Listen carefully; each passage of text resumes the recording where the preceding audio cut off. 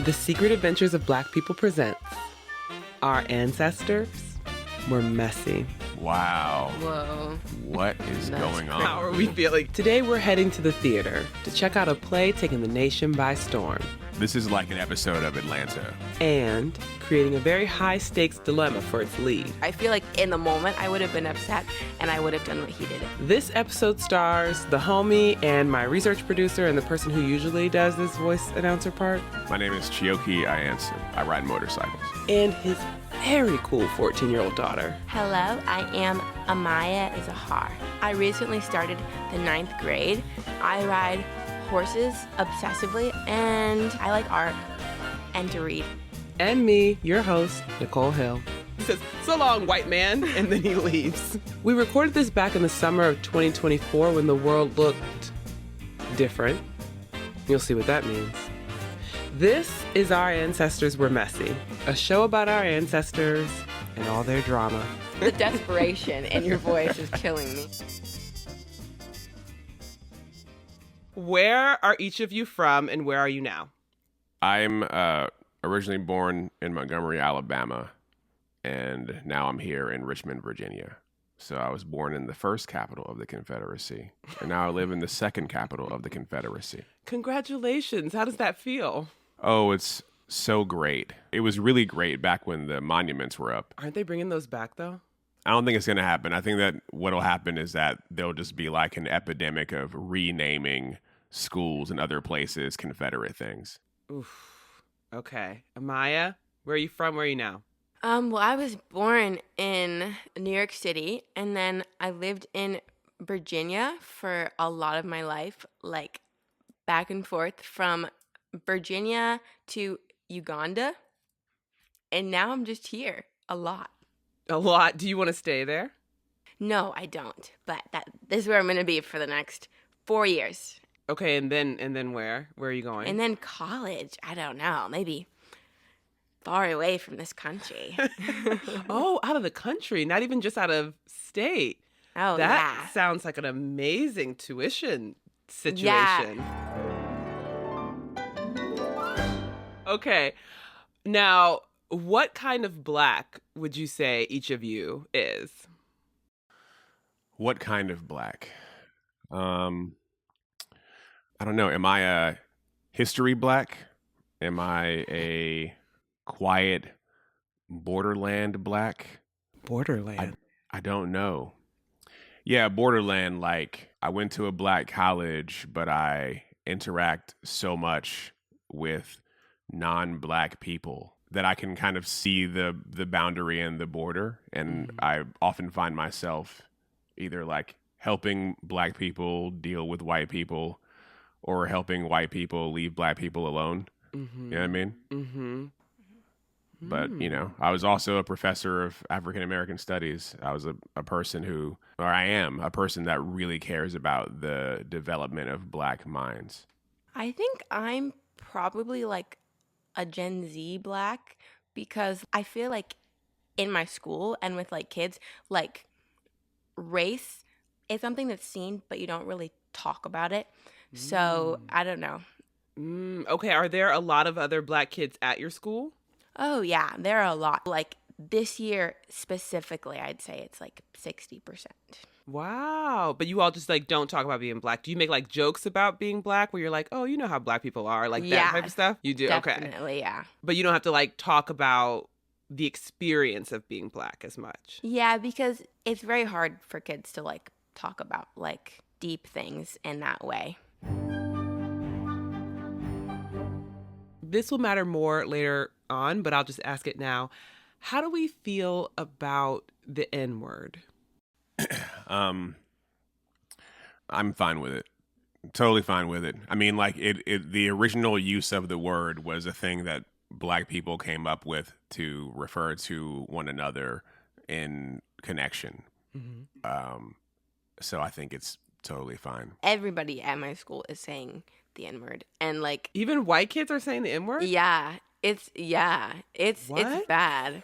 I know. Okay, are they nervous? So that's not okay. No, that's not okay. Don't worry. It's bad. I've seen a lot of kids just be like, I'm like, whoa, Like, children, like, chill, Oh please. my God. I know. That's wild. It is wild. I don't even know because, like, it's not even really in my vocabulary. Like, I don't say it very often. And yet, like, white kids will just be, like, saying it left and right. And I'm like, you have to go out of your way to, like, you know, use this in a sentence. You know what I mean? Because, like, how do people react when they say yeah, it? because, Are people, like, do you they know, freak out? well, I guess, but not really. If I'm going to be so for real with you, like, people don't care. What? You would have got jumped at my school, like 100% jumped. I mean, I'm sure there's lots of places where you would get jumped. Yeah. Yeah, I never got in many fights in school. Yeah. But I can tell you that when I did get in fights, it was because a white person called me the N-word. Yeah. Like that is a fightable offense. Yeah. All right, well, let's get into our story. So today, I'm going to tell you about the first ever Broadway play to star a black man in the lead role and feature an integrated cast. There is no way to talk about the history of Black Broadway, or even actually the history of Black Hollywood, and not discuss this play. In its time, it was a phenomenon. But from the very beginning, it was the source of fierce debate and controversy in the Black community, with some calling it this enormous step forward when it came to positive representation of Black men in media, and others calling it like just another racist caricature. This debate still continues among theater and film historians to this day. So we're going to see what y'all think. This is the story of the lives and careers that were made and destroyed by the play Emperor Jones. Have either of you heard of this play? Emperor Jones. Jones. Mm-hmm. The first thing that comes to mind is like an emperor, like penguin. But I don't think I've ever heard of Emperor Jones. No, not an Emperor Penguin. Is Paul Robeson in this play? He is connected to this situation. Yes. Okay. I've heard of it, but I don't know it. Okay, perfect. All right. So we're going to go in the time machine. We're going back in time. The year is 1920.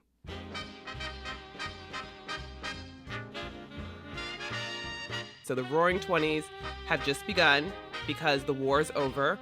We just call it the war. We don't call it World War I yet because we're like, we would never It's the great do that again. It's the Great War.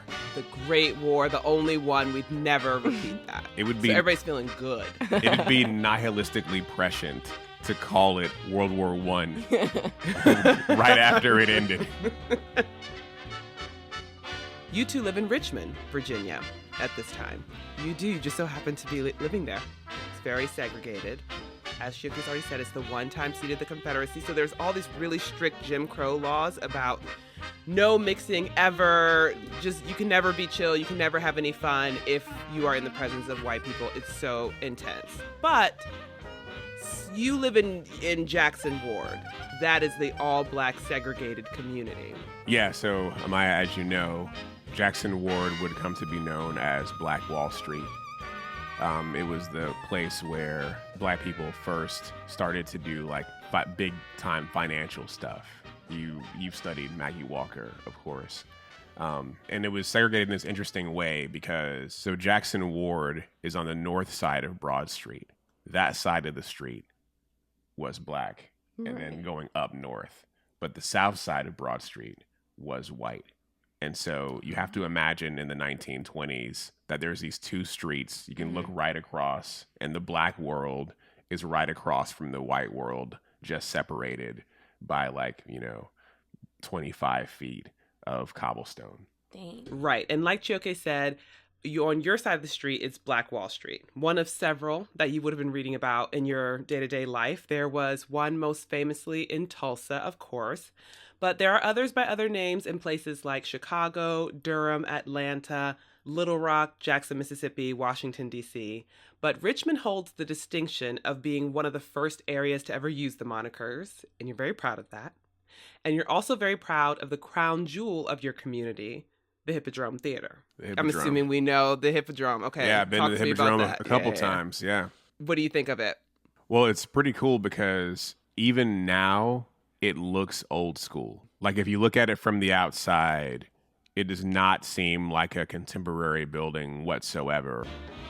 It feels like a place where you would go to see Duke Ellington. And that's exactly what everyone was doing, because you had like the Hippodrome, and then all around it you have Black Wall Street. So you can go perform there, and then you can go stay in a Black hotel and eat at a Black restaurant and be relatively safe.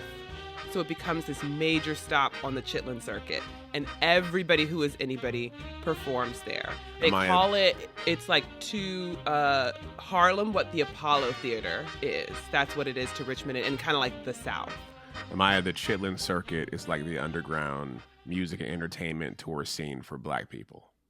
Right. So you could make it big on the Chitlin circuit, and you could be Black famous. Why is it called the Chitlin circuit? Well, one of my favorite foods that you don't like is chitlins. Nobody likes. No, that's so. Chitlins is Yeah. It's good. It's the intestines of a pig prepared in a particular way. Mm-hmm. Now it was a food that was effectively discarded. Like, white people would not eat the intestines of a pig, but Black people were like, maybe we can make that pretty good actually, and so it became a food like most closely associated with Black people, including my grandma, who would make chitlins. Yeah, my grandpa. Yeah. And whenever you made chitlins, it would stink up the house. The whole house. So you literally had to sit outside while the chitlins cooked. Like, you couldn't be in the house. It smelled so bad. Yeah, it smelled real bad. But then once they were made, they were pretty good though. I like mine with mustard. I never even. They smell so bad. I couldn't. But like all the older people in my family. Oh, they're so all you from never even Georgia, tried they them? ate it. No, because the smell is so bad. Yeah, but that's only when they're cooking. Sensory. It gets better. I'll never know. The desperation in your voice is killing me. You go to the Hippodrome a lot, actually, in 1920, because you're both art and theater critics. However, you are rival art and theater critics. And you both work... Why are you Not turning too different around? from our I'm reality. just trying to remember what is the... There are, in fact, a couple Black newspapers. Well, this is the thing. Okay, you both work for the Richmond Planet. Yeah. Mm-hmm. Okay. This is the Black newspaper of the town. And you're rivals because Chioke's all old school. He wants to do things the Victorian era way.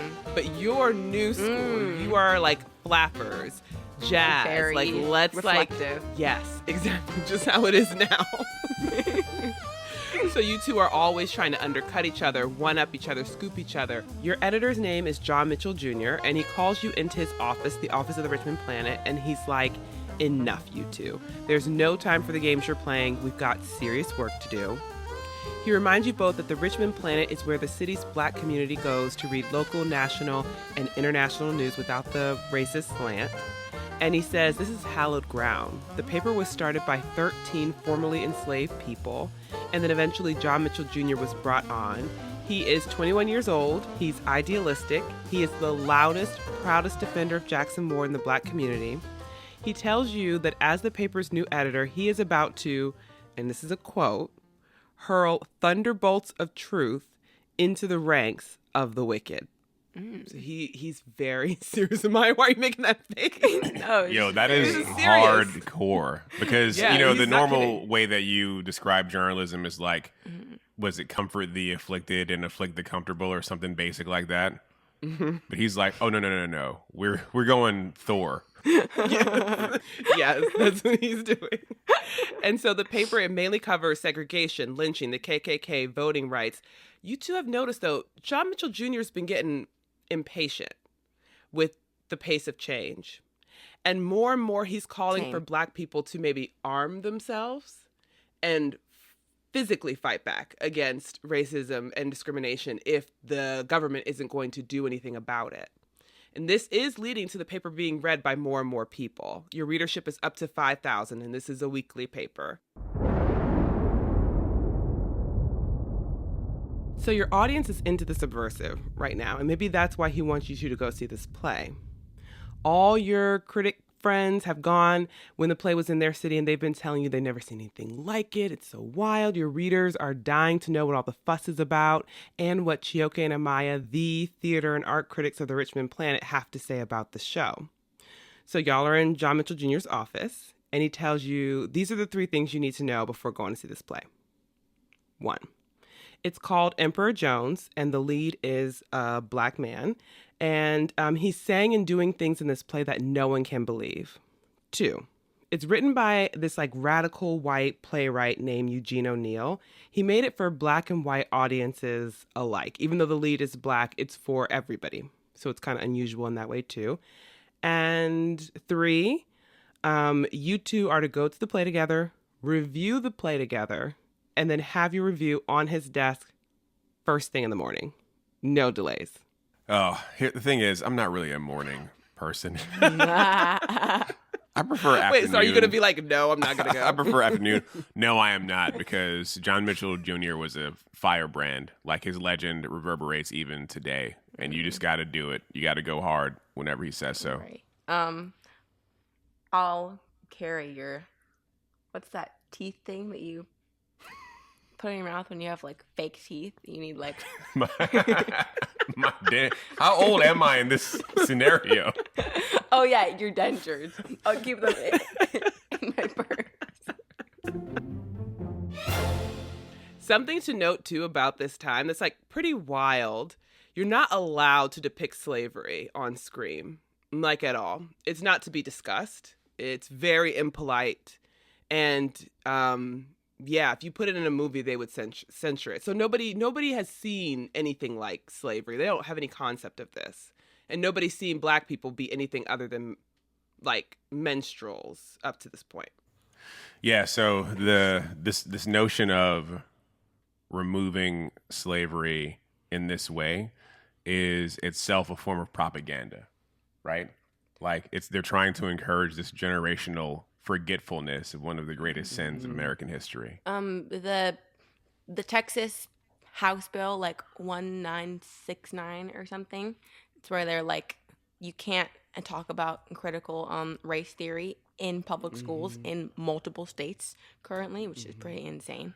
Yeah, it's like the general idea is that the best way to address the greatest of sins is to forget about them.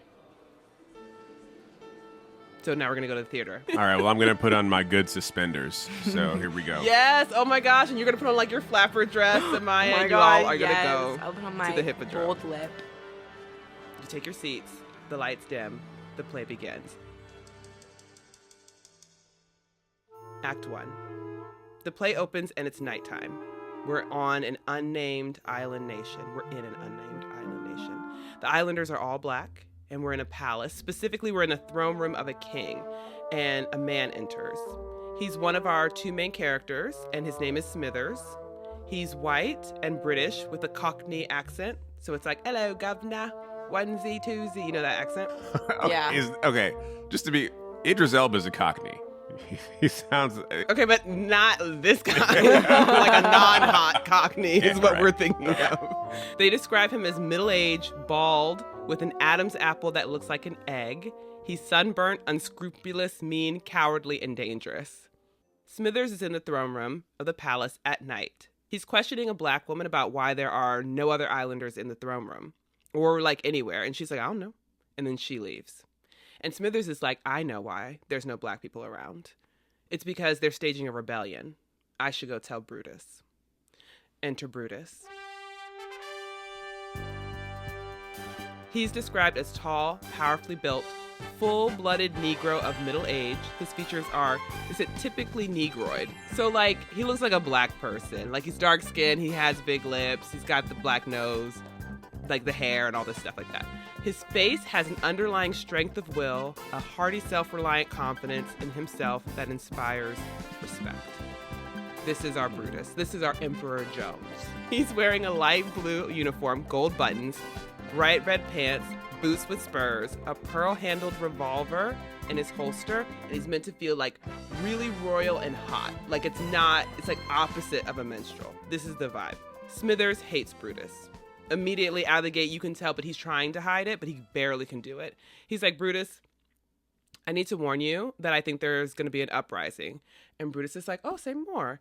And so Smithers is like, oh, you're so dumb. You didn't even notice that there's no servants around, and you didn't even notice that they hate you. You're the emperor, and you're supposed to be so smart, and you're like all high and mighty. You put on these airs, and you didn't even know what was going on. Like, you can't even hold it in. And so then Brutus grabs his revolver. And he's like, you better watch the way you talk to me, white man. And then Smithers is like, oh my God, I'm so sorry, my bad. And so then Brutus is like, okay, I accept your apology. You may continue. Around you in the audience, people are sort of like, uh-oh, because this is not how it's meant to go. Right, because this is a massive change in power dynamics in media. Yeah, most fictional characters are not going to do this. In fact, audiences are used to, as you say, like these very kind of racist depictions of minstrels in film and other productions. Now, who do we think could play our Emperor Jones? I'm thinking Michael B. Jordan. Oh, interesting. I was going to say Aldous Hodge. Yeah. Y'all don't know Aldous Hodge? No, I know the name. He was in the TV show Underground. He was on a TV show Leverage. The guy's great. Neither of us know him, so I think this has to be Michael B. Jordan. Yeah, I think it has to be Unbelievable. Michael B. Jordan, guys. Well, let's make the story more enjoyable. I'm sorry, keep going. Okay, so picture Michael B. Jordan. Sorry, Chioke. The next scene, Brutus is gonna like casually recount his whole life story, as you do. So here's what we learn. Back in the day, before coming to the island, Brutus had killed another black man during a craps game. And then he went to prison. And then when he was in prison, he, quote, split the head of his white prison guard. Smithers is like, you can't kill white guys in the U.S. They would absolutely lynch you. And Brutus is basically like, you can't lynch what you can't catch. So he's like, I was on the run, and then I got on this boat, and then the boat docked on this unnamed island, and that's how Brutus got there. So then once he got to the island, he meets Smithers, and Smithers is corrupt, and he's scamming all the islanders by charging them more for things than they should be. It's just like a bunch of little scams. And Brutus is watching this, and he's like, you know what? I used to be a Pullman porter. Oh, yeah. Do you know what Pullman porters are? Okay. Go to work. Let's do it. All right, kid. So by the time in this part of the 20th century, the main form of travel is trains. And people are taking these like long trips, and they're getting on like sleeping cars. These are like white people. They're getting on like sleeping cars. Okay, so there's this guy, I believe his name is Charles Pullman.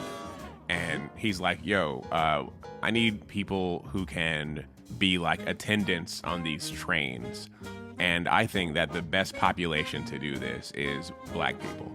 And he has all of the racist reasons for why he thinks black people will be good for this job. He's like, well, you know, they were previously servants. They're good at serving, you know?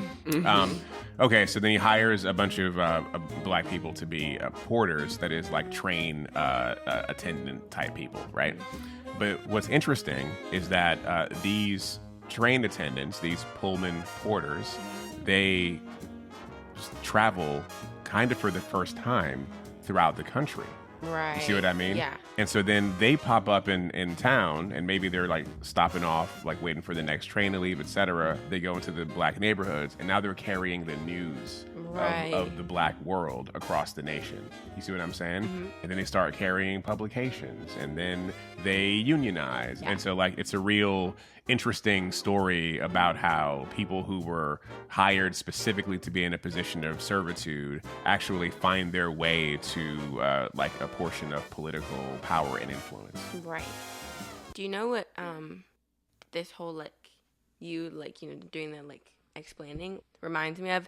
In Drag Race, there's a queen named named Sasha Velour, and like every other episode there would be a moment where she would just like dive deep into like gay like history, and they would just have like a whole like segment on Sasha, and she would be like the like, you know, educator on the season, and it was my favorite part. Well, now you're getting it here too. Maybe we can give you the Sasha edit. Yeah. Like whatever the music is underneath Sasha. Oh my God, that's what it can be. Chioke Velour. You can be the drag daughter. Nice. All right, that sounds good, actually. I'm down. Shh. Back to the play. So he was a Pullman porter. And something that the Pullman porters were kind of famous for is they would like be watching white people and be like, what are you guys getting into? What are you guys talking about? They're learning about all kinds of business ways. And what Brutus is picking up, he says, when you run little scams like what Smithers is doing, he's like, you make a little bit of money. That's cute. But, and this is a quote, when you rig the whole system, they put you in the Hall of Fame. So he's like, I need to run a bigger scam than these little trading things that Smithers is doing. And so he's like, okay, how do I want to go about this? He comes up with this plan. He convinces the islanders, his fellow black people, that he's a god and that he can't be killed. And they all believe him and they start worshiping him. And as their god, he increases their taxes and gets super rich. Then later he adds, like, not only am I like a god, the only way that you can kill me is with a silver bullet, and I have to be the one to shoot. I have to kill myself with a silver bullet. Nobody else can, because he's like, I want to be able to go for walks without being assassinated. So now he's able to go for walks in peace, and to ensure, he's raising all these taxes. He is not very nice, but to keep people on his side, he's like, I'm Baptist, but for the islanders' benefit, I do go to their witch doctors, and I'm louder and prouder about anything having to do with like their religions than even they are, so that they will super believe in me. So this is bananas. It's giving like Pharaoh vibes. Well, yeah, except, yes, but you could argue that in those old systems, those rulers also believed their message to be true. Mm-hmm. Whereas this guy Brutus is like, oh, I'm scamming. Yeah, I'm scamming my way to the top, baby. I got mad power, and I don't have enough. Let's go. Like that's exactly what okay. Cool. That's exactly where we are. And he's pretending, but he says, like, I am a Baptist. But then Smithers is like, but you don't tithe. He's like, never mind about that. So and Smithers is what exactly also? He's the advisor to the emperor. What is Smithers doing here? Smithers is a small-time scammer, but he's just trading. He is in charge of, he's bringing all the exports to the island and then upcharging the island. He's an unscrupulous import-export guy. Okay. Exactly. Yes. So we learn all of this, and he has this revolver that he had grabbed previously when Smithers was talking wild to him. He's like, I've got 5 bullets in here that are made of lead. That's for trouble. And 1 silver bullet, and that's for myself. And he's like, I'm the only one who can take myself out, and everybody believes him. He has been anticipating that eventually things might go left for him on the island, because he's like, I am a dictator. I do recognize that I'm doing dictatorship here and that people get tired of that. So he's like, don't worry about it. I have a plan. And this is what his plan has been. When he's going on these walks, he's actually surveying the jungle for the best escape routes for a day just like today. So he's confident that he's going to be able to make it across the island under cover of darkness without the islanders finding him. He's going to get on a boat that he has waiting for him offshore. He's going to sail to Martinique, which is where he put all his money so that the government can't touch it. And he's going to live out the rest of his days in peace and tranquility. That's the plan. Sounds like a plan. Mm-hmm. Yeah, but a hustler on this scale cannot know peace nor tranquility. Mm-hmm. He says he's going to do it. And Smithers is like, yeah, the revolution is coming, so you need to get out of here. So he's like, okay. Now, a note. Brutus is only referring to the islanders with the N-word, and he puts like all these different kind of variations on it, but this is the only way he refers to them. He looks down on them. He thinks that they're stupid. He thinks he can really easily outsmart them, and he uses the word a lot. Like, a lot. Like, so much. So we're in the audience, and you're like, huh, that's a lot. Yeah. Okay. So Brutus has just recounted his whole life history, his plans for trouble, and just then, this drumming starts. And it can be heard it's very faint. It's in the distance. It's coming from the hills. And it matches a heartbeat exactly. And you're going to hear the drumming throughout the rest of the play. So everything I'm going to say, just picture some faint drumming in the background of it. So Smithers tells him, this is the Islanders' bleeding ceremony. That's what they call it. So they're calling on their demons and their ghosts to come after you in the jungle tonight. And they're going to have a war dance to get up their courage. And that's why the drums are going. And Brutus is absolutely not fazed. He's like, I'm glad they're getting up their courage. They're going to need it. So then he puts on a little Panama hat. He like cocks it to the side, and he says to Smithers, he says, "So long, white man," and then he leaves. And so after he's gone, and Smithers is sure that Brutus is gone, he calls him the N-word, and he's like, "I hope they catch them." And then he starts looking around the throne room for like stuff to steal and do his little selling scams with. And that's the end of Act 1. How are you liking the play so far? This is a weird play, man. This play is quite weird. Strange. What is going on? Mm-hmm.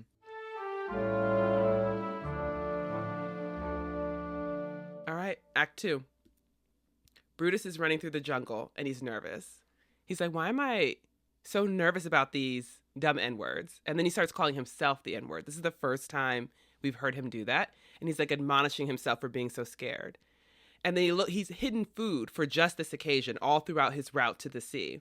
He looks for the food. He can't find it. He starts getting really frantic, and he lights a match.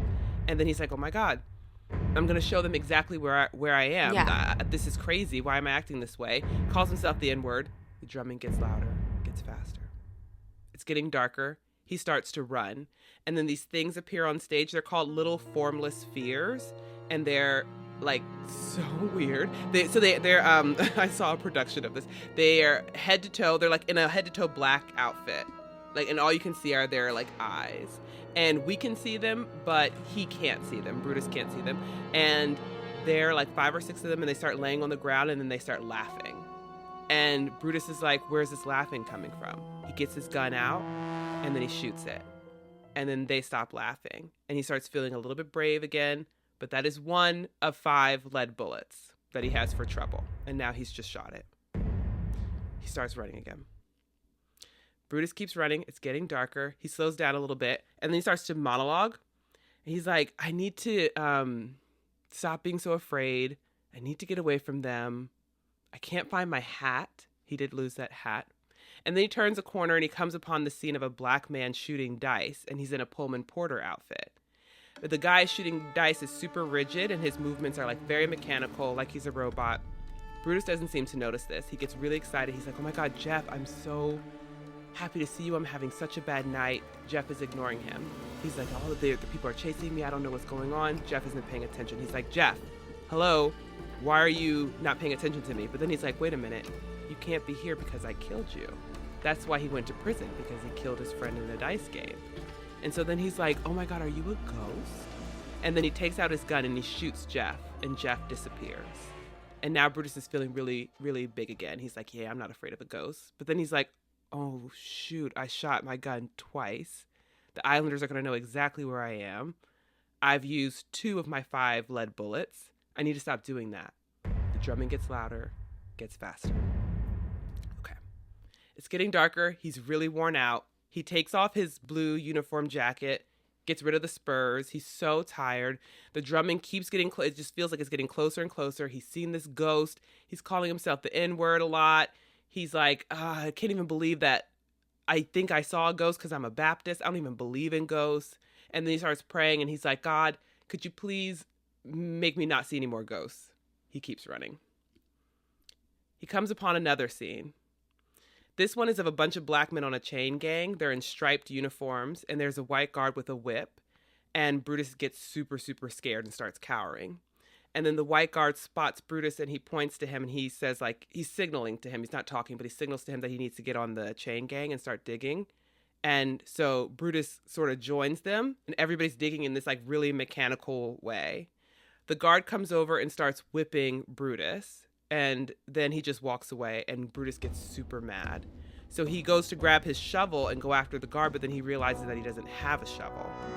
So he turns to the other men on the chain gang. He's like, y'all, give me your shovel. I need to handle this man.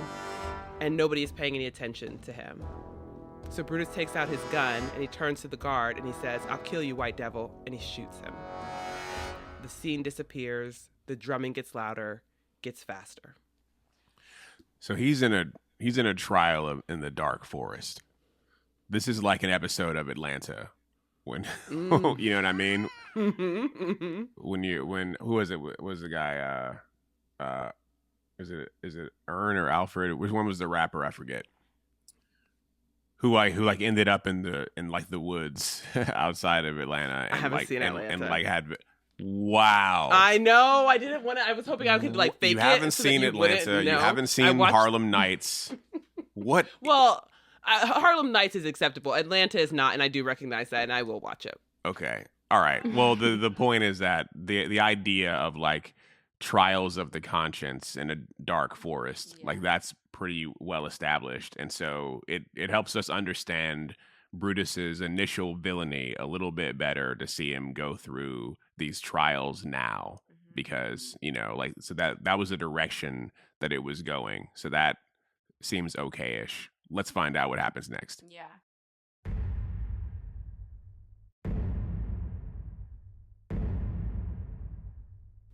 All right, Act 3, our final act. Brutus makes his way through a clearing. He's exhausted. He sits down on a stump. His pants are in tatters now. He looks wild. He starts praying. He says, God, I know ghosts aren't real, but I keep seeing them. Could you please make it so that I don't see any more ghosts?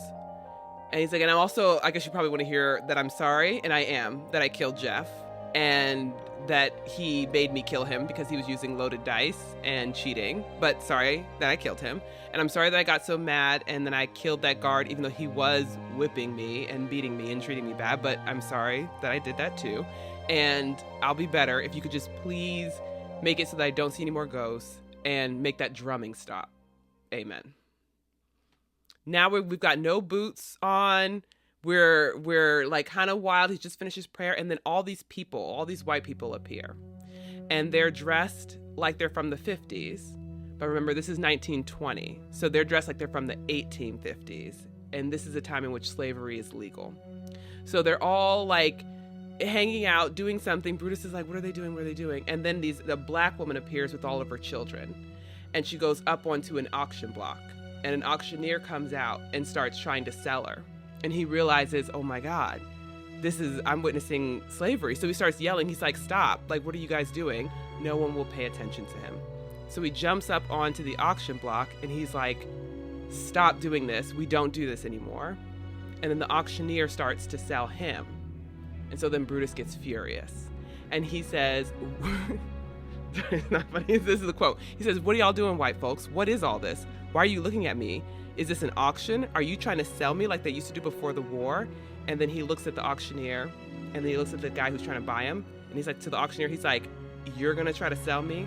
And then he looks at the guy who's trying to buy him. And he's like, and you're going to try to buy me? I'll show you both. He takes out his gun. He shoots them both. His bullet's 4, his bullet's 5. The scene disappears. Brutus can hear the islanders chanting. The drumming is getting faster. It's getting louder. The crowd in the Hippodrome is going to be going a little bit crazy because Richmond, Virginia was the place that had the auction house for enslaved people, and it's not far from Jackson Ward. Right. And so now cats are going to be a little bit they're going to be a bit live. It's a black audience after all, so we're going to get a bit live in the theater. Brutus, his pants are now so tattered that he is in a loincloth. He's got no shirt on, he's got no shoes, and he is lost his mind. Then all of a sudden, all these other black people appear who are also in loincloths. And he's just mesmerized by them. And they start swaying back and forth. It kind of looks like the sea. And then he just sits down and starts swaying with them. They kind of get up and do a little dance. He's just following all of their movements. And then a witch doctor appears, and Brutus starts following the witch doctor and doing all the movements with him. And then the witch doctor brings out a crocodile head and starts coming at Brutus with a crocodile head. And Brutus snaps out of the trance and freaks out. And he takes out his gun and he shoots his last silver bullet at the witch doctor. The scene disappears. We cut out of the jungle to Smithers. So Smithers is sitting just outside the jungle, and he's with a guy named Lynn. Lynn is black. He's in a loincloth. He's super chill, just unfazed, super bored by everything that's happening around him. Lynn and company have been hunting Brutus on Smithers' orders. And so once the silver bullet is shot, all Lynn and his men, they all crouch down, and they get in a little semicircle. And Smithers starts freaking out. He's like, okay, that was the last bullet. Go in there and kill him. And Lynn is like, no, it's done. He's dead already. And Smithers starts freaking out. He's like, you're so lazy, you're so scared. Like, what do you mean he's dead? He could get away. You guys need to go in there and get. He's like jumping up and down and foaming at the mouth. And Lynn is like, he's dead. Like, just relax. What do you want me to do? No, he's dead, completely unbothered. All of a sudden, we hear a bunch of bullets go off, just like tons and tons and tons of shots. And then Smithers is like, what was that? And Lynn was like, he's dead, okay? He gets up, walks away. So then Smithers is following him, and he's like, no, I don't understand. And so Lynn tells him, the drumming wasn't drumming. We were making a bunch of silver bullets. And I gave all the villagers silver bullets, and then they all shot him. And Smithers is so upset that this plan worked. And he's like, it doesn't matter about the silver bullets. You guys are so dumb. Like, he just needed a bullet. You don't even know anything. He's just going off. The black people don't care. They walk away. They bring his body out of the jungle. It's kind of like Jesus-like on the cross. They carry him out, put him down in front of Smithers. Smithers calls him the N-word one last time, but to his face this time, because he can. And that's the end of the play.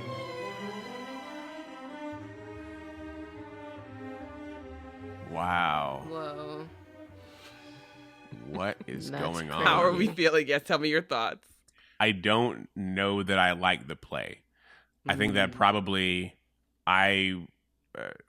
maybe I've been waiting this whole time after seeing all the minstrel shows. I've been waiting for, yes, a powerful depiction of a black person, a black man, but I wanted there to be a more positivity to it. Perhaps not. So like I'm still like I'm waiting for the future when like Sidney Poitier shows up. For the right? hero. I don't like this. I'm not feeling so great about this. What about you, Maya?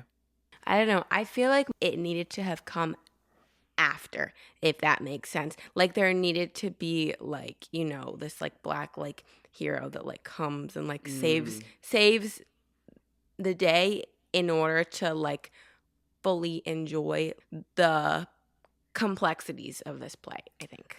Yeah, like it's okay. Listen, we made Michael B. Jordan the villain of this Michael tale. B. Jordan. Yeah, literally. I was expecting, in the end, like You're like, a victorious, shirtless Killmonger. You know what I mean? Well, okay. Let me tell you what happens.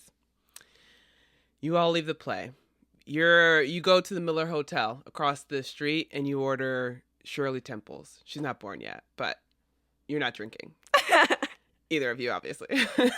Well, Chioke because you don't, and Amaya because you can't. So you're over there, you're like, I don't know what to write about this. And then a reporter from New York comes by, and he gives you a little bit of insight into what's going on with this play. So earlier that year, in the spring of 1920, the NAACP, which at this point is 11 years old, is like, we've been watching this U.S. occupation of Haiti after their president was assassinated. And America's saying it's fine, but I don't know. We don't know at the NAACP. We're wondering if it's actually fine over there in Haiti. The U.S. has been there for 5 years to help maintain stability and restore order, and that's what they keep saying, but they're like, we don't know. So they call James Weldon Johnson, the writer of the Black National Anthem, big-time civil rights advocate and editor of the New York Age, the black newspaper up in New York City. And they're like, can you run down to Haiti and just check, see what's going on? So Johnson's like, okay. And he goes over there and he publishes a series of reports about what is happening in Haiti with the U.S. government. And it runs in black papers, but also in white papers across the United States. To know the reasons for the present political situation in Haiti, to understand why the United States landed and has for 5 years maintained military forces in that country, why some 3,000 Haitian men, women, and children have been shot down by American rifles and machine guns, it is necessary, among other things, to know that the National City Bank of New York is very much interested in Haiti. So Johnson spells out how the National City Bank, which is now Citigroup, went to President Woodrow Wilson, and they were like, Haiti is out of control. You know, this black nation, they don't know what they're doing, and somebody should help them. And Wilson is like, somebody should. So the bank is like, they have $500,000 in their bank, which is today $7 million, and it's set aside for education and infrastructure. we should take it and keep it in New York, and just to be sure that it's safe. And Woodrow Wilson is like, you should take it and keep it in New York just to be sure that it's safe. And so by taking that money, they kind of de facto have control over the banks and the islands. And the U.S. is there to protect that investment and this like little scam that they have run on Haiti. So Eugene O'Neil reads James Weldon Johnson's article, and he's inspired by it. He's like, what an excellent premise for a play. I see. Okay. So the play itself is a subversive text meant to, like, raise the general awareness of what's happening in Haiti. Mm-hmm. Yeah, I mean, the funny thing about subversive texts is that they ring differently across the time period. Yeah. And so it's possible to encounter them and be like, I have no idea what's happening here. And it's possible to encounter them and see super clearly what's happening because you're so intimately connected with the context. I appreciate that it's an allegory. I will raise questions about whether it's an effective allegory. Yeah. Well, listen, it worked for our ancestors. They adored the play. They loved the actor that plays Brutus. His name is Charles Gilpin. There's, of course, some controversy because a black person killed a bunch of white people in it. But other than that, black and white audiences pack theaters. This is Eugene O'Neil's first big box office hit. It establishes him as a successful playwright. They tour with the play for 2 years. They have hundreds of performances all over America and overseas. People cannot get enough of it. And it turns Charles Sidney Gilpin into a star. And you all can't help but be happy about that because Gilpin was born and raised in Richmond, Virginia. And as a matter of fact, there is a project named after him. What do you mean? Oh, really? Gilpin Court. Yeah, you don't want anything named after you. Yeah, it's rough, I know. Yeah. But he doesn't know that that's going to happen yet because he's just enjoying his celebrity. This role has led to him getting prestigious theater honors that no black man has ever had. He's honored by the NAACP. He goes to the White House. He becomes one of the first black performers to appear on the radio when he does a reading of the play. Everybody loves him. Everywhere he goes, he's a hero. There's just this one problem that he has, which is how much he has to say the N-word in this play. Right. And we've already established he says it so much. So he goes to O'Neil, and he's like, this is crazy, the amount that you have me saying it. I don't want to say it that much. And O'Neil is like, no, I had this one black friend, and that's how he talked. So this is how you guys talk. And Gilpin is like, no, it's not. So he goes on stage, and he'll substitute the word with Negro. And O'Neil is like, stop doing that. They start to have a lot of friction. They get really, really angry with one another, but he won't stop doing it because he's like, I don't like this. And also the black papers are talking about it. They're like, it's such a good play. We love the message. People are just so excited to see. You've never seen anything like it. Like a picture of Michael B. Jordan just like having all that swag. And in the end, the only thing that could really he was defeated by was his own mind. So everybody loves it. It's just the use of the N-word is too much for people. So he starts changing it and saying Negro instead. Him and O'Neil are beefing. Finally, O'Neil is like, you know what? You're fired. And he brings on Paul Robeson. Wow. Do you want to explain who he is? Yeah, Daddy. Oh, man. This is now picture the music. This is Sasha Velour music. Go for it. So Paul Robeson was one of the great early 20th century black actors. He was probably one of the first black movie star, if I'm not mistaken. And he had this like super deep voice, and he was also a singer. And he was also a communist. Ooh, and so so he was like super famous with like black and white audiences, but as time went on and his communist views became like, you know, more prominent, then he like lost some favor and had some political like issues and fallout, you know. But he was an icon in like from the moment he showed up, basically. But I didn't realize that the first moment he showed up was this play. Right. That's right. So this will be the last little bit that I share, which is the fate of the two black men who made history starring in this play. So we'll start with Paul Robeson. So he takes over this role after Gilpin is fired, and then all that fame and love and adoration transfers to him. They make a movie version of the play, and even though everybody hates it, including me, it does turn Paul Robeson into a movie star, the first Black movie star. And he decides that the best way that he can lift up his people as he climbs the ladder of success and access is to use his celebrity to raise awareness for liberation struggles around the world. This is like the struggles of Black people in the United States, but also people overseas, including communists. And America hates that. So by the 1950s, the white public and Joseph McCarthy had turned on him and blacklisted him, but the Black public continued to hold him down until his death in 1976. He was who the civil rights leaders of the 60s looked up to. And by then, nobody cared that he got his big break by agreeing to say the N-word too much in a white guy's play. As for Charles Gilpin, getting fired from the play destroys him. He starts drinking a ton, he becomes like an alcoholic, he loses all of his money, and then 5 years later, he dies. He's buried in an unmarked grave for a time until his story is rediscovered. And then in 1991, he's entered into the Theater Hall of Fame, and many programs and theater troupes and buildings and projects, I guess, are named after him today. There's a lot more that happens, but for now, that is the story of the lives and careers that were made and destroyed by the play Emperor Jones. Whoa. Not a penguin. Not a penguin. If you were in Charles Gilpin's shoes, what would you have done? If you were like, I don't want to keep saying this word, I'm not sure what to do.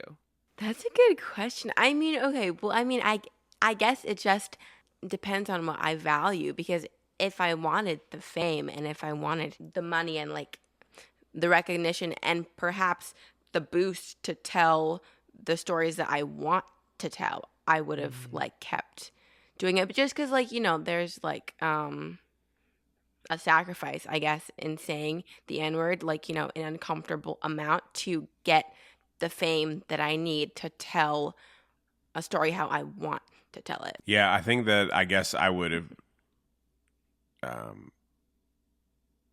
tried to shift to become a person that has a message. Mm-hmm. Right. So I would get fired, but then you would immediately see me in the press. Yeah. Like advocating for the rights of Black actors. You know what I mean? Yeah. Yeah.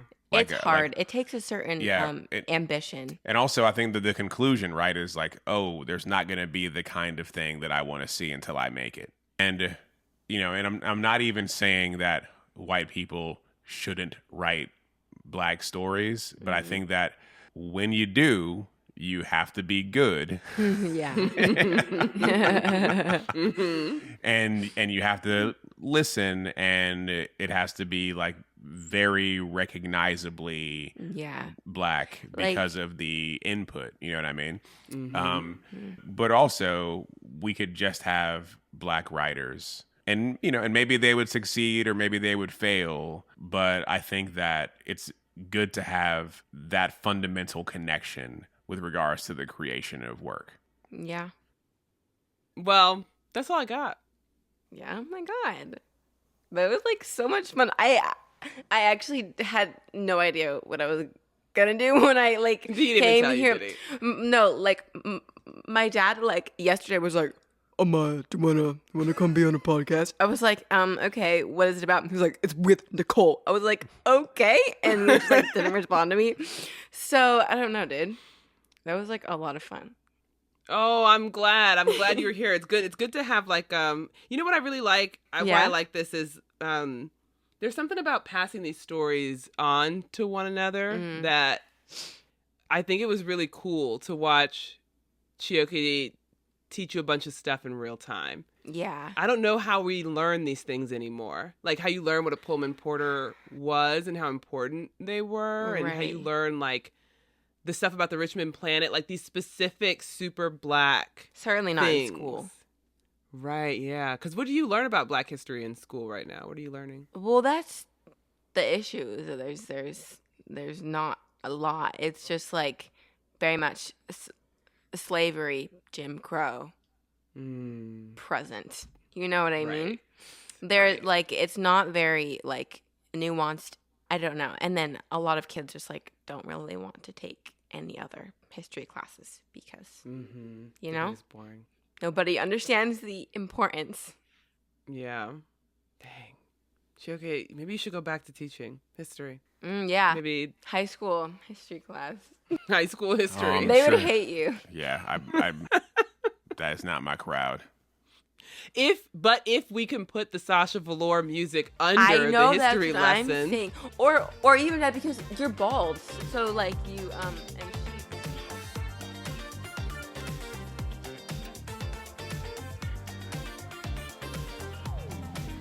This episode was written, researched, produced, and sound designed by yours truly, me, Nichole Hill. Thank you to my fantastic guests, my brilliant, amazing, beautiful guests, Chioke I'anson and Amaya Zahar. Thank you to my A-team, which includes my executive producer, A.A. Hernandez, my story producer, Martina Abraham-Zilunga, my research producer and voice talent, Chioke I'anson, my script editor, Shantae Hill, and the designer of my show art, Aselika Smith. To support the show, you can give a one-time donation or become a monthly donor for just $7 a month at our ancestorsweremessy.supercast.com. You can also support the show by leaving a review on your podcast listening app of choice. This actually does make a big difference, and I like to read them. To learn more about the show, you can visit ourancestorsweremessy.com. And before I go, I just have to say, I'm a storyteller by training, feeling more like a historian and archivist every day. And I started the show in part because when I found these old Black newspapers, I was reminded of this quote by the philosopher Henry St. John. History is philosophy, teaching by example, and also by warning.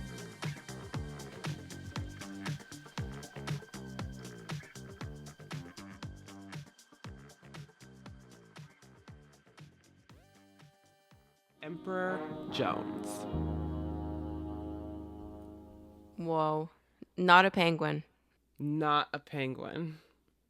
If you were in Charles Gilpin's shoes, what would you have done? If you were like, I don't want to keep saying this word, I'm not sure what to do. That's a good question. I mean, okay, well, I guess it just depends on what I value, because if I wanted the fame and if I wanted the money and like the recognition and perhaps the boost to tell the stories that I want to tell, I would have like kept doing it. But just because, like, you know, there's like a sacrifice, I guess, in saying the N-word, like, you know, an uncomfortable amount to get the fame that I need to tell a story how I want to tell it. Yeah, I think that I guess I would have tried to shift to become a person that has a message. Mm-hmm. Right. So I would get fired, but then you would immediately see me in the press. Yeah. Like advocating for the rights of Black actors. You know what I mean? Yeah. Yeah. Like It's hard. It takes a certain ambition. And also, I think that the conclusion, right, is like, oh, there's not going to be the kind of thing that I want to see until I make it. And, you know, and I'm not even saying that white people shouldn't write Black stories, but I think that when you do, you have to be good. Yeah. And you have to listen, and it has to be like very recognizably Black because of the input, you know what I mean? But also we could just have Black writers, and you know, and maybe they would succeed or maybe they would fail, but I think that it's good to have that fundamental connection with regards to the creation of work. Yeah. Well, that's all I got. Yeah. Oh my God. That was like so much fun. I actually had no idea what I was gonna do when I like came here. No, like my dad like yesterday was like, "Amaya, do you wanna come be on a podcast?" I was like, okay, what is it about? He was like, "It's with Nichole." I was like, okay, and he just like didn't respond to me. So I don't know, dude. That was like a lot of fun. Oh, I'm glad you're here. It's good to have like you know what I really like? Why I like this is There's something about passing these stories on to one another that I think it was really cool to watch Chioke teach you a bunch of stuff in real time. Yeah. I don't know how we learn these things anymore. Like how you learn what a Pullman Porter was and how important they were, and how you learn like the stuff about the Richmond Planet, like these specific super Black Certainly not things. in school. Right, yeah. Because what do you learn about Black history in school right now? What are you learning? Well, that's the issue. There's not a lot. It's just like very much slavery, Jim Crow present. You know what I mean? They're like, it's not very like nuanced. I don't know. And then a lot of kids just like don't really want to take any other history classes because, you know, it's boring. Nobody understands the importance. Yeah. Dang. Chioke, maybe you should go back to teaching history. Yeah. Maybe high school history class. High school history. They would hate you. Yeah, I'm that is not my crowd. If we can put the Sasha Velour music under the history lesson. I'm saying. Or even that, because you're bald. So like you and